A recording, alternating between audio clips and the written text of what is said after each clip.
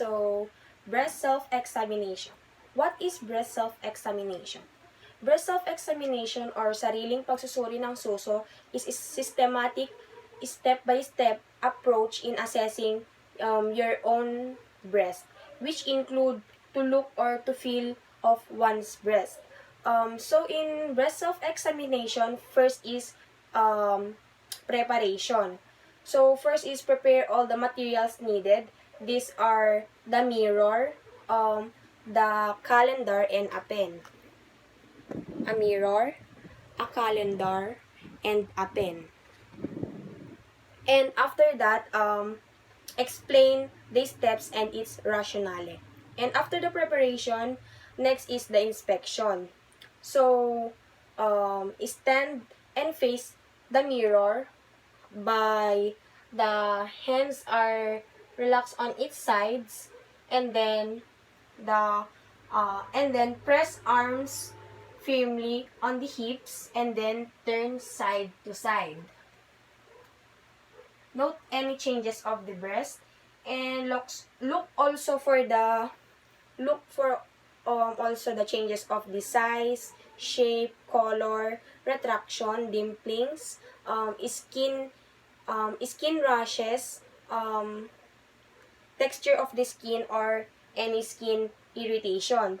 And after that, look also the changes of the nipple, inverted nipples, discharges, symmetry, and also look for lumps or thickening of the breast. And next is do all several maneuvers while standing on the mirror. Do all maneuvers by raise your arms over the head and slowly downward. And repeat this step. Your arms behind the head, then slowly downward. And after that, press your hands at the back of your hips, then lean forward from your waist. And note any changes of the breast. And next is the palpation. Assume a comfortable or proper position. So first is the back lying. So in the back lying, place a pillow behind your shoulder, and put your left and right hand behind your head, like that, behind your head, in a back lying. And for the side lying, while in an upright position, raise your left and right arm, like that, and or put your left and right hand behind your head on the sitting or standing position. So optional, do the breast self-examination during shower. Soapy hands glide more easily over wet skin. So next is the palpation one breast at a time. Palpation of the left breast.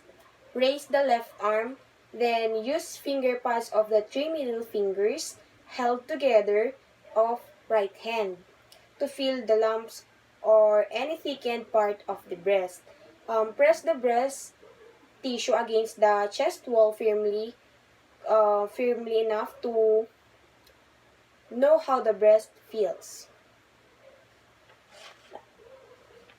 Like that.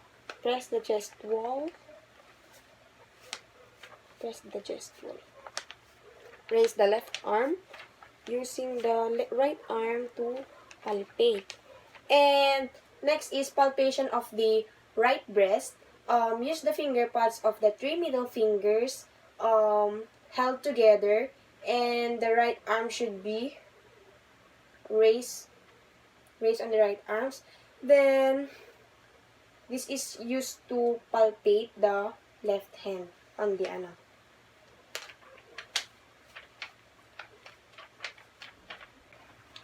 A ridge of firm tissue in the lower curve of each breast is normal. So next is palpate one breast at a time using one of the 3 different pattern or techniques. These are circular pattern, wedge pattern, and vertical pattern. So for the circular pattern, palpate in a clockwise direction following imaginary concentric circles from outer limits of the breast toward the nipple. So like this, outer palpate to inner, and for the wedge pattern, palpate from each number in the face of the clock toward the nipple in a clockwise fashion. So like this, wedge,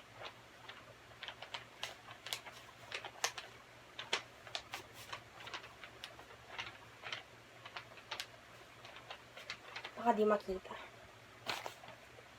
Like this, palpate,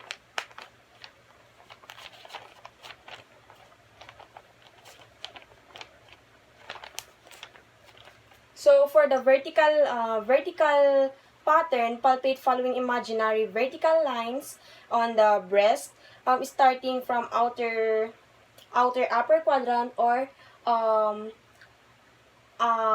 inner upper quadrant, like this.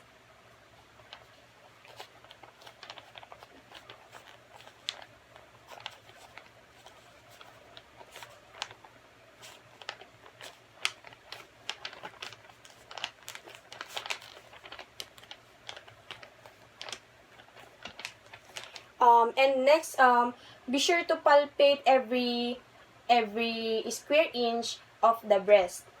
A ridge of firm tissue in the lower curve of each breast is normal. So next is palpate one breast at a time using one of the 3 different pattern or techniques. These are circular pattern, wedge pattern, and vertical pattern. So for the circular pattern, palpate in a clockwise direction following imaginary concentric circles from outer limits of the breast toward the nipple. So like this, outer palpate to inner. So for the wedge pattern, palpate from each number in the face of the clock toward the nipple in a clockwise fashion. So like this, palpate the nipple and palpate. Ano sa makita? Palpate, palpate,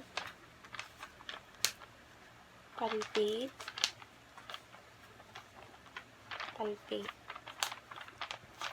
So, next is the vertical pattern. So, palpate following imaginary vertical lines on the breast starting from outer upper quadrant or inner upper quadrant.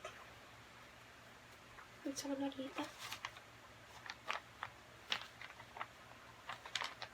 Palpate, then vertical pattern or vertical strip.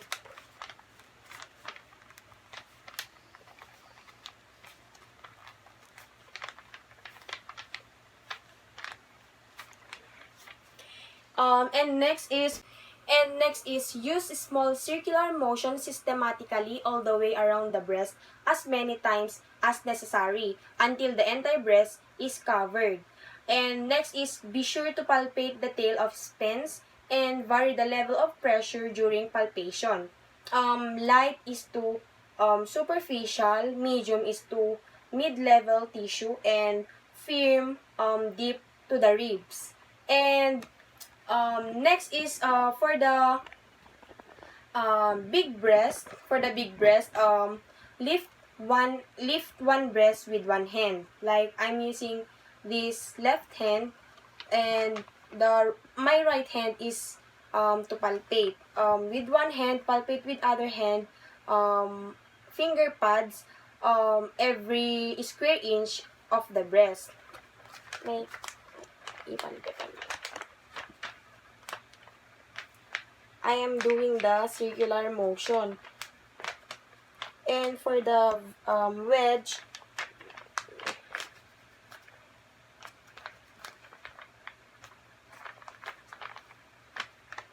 and for the vertical,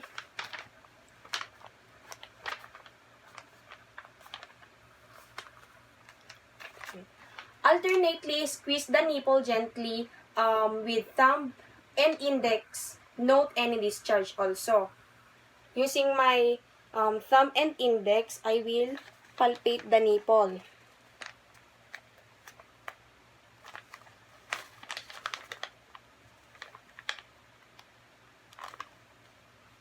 Next is palpation of the axilla or associated lymph nodes of the breast, one at a time.